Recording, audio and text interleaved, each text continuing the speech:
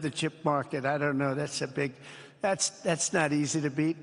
But what a job you've done. Thank you. We are proud to have you in our country. You know that.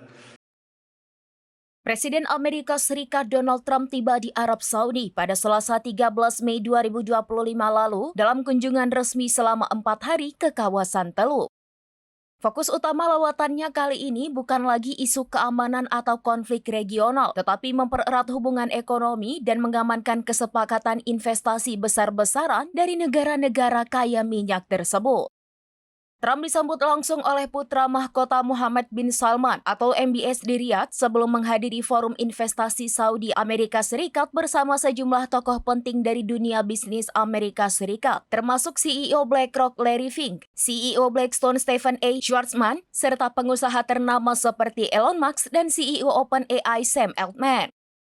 Salah satu agenda utama Trump adalah memastikan komitmen investasi besar dari Arab Saudi.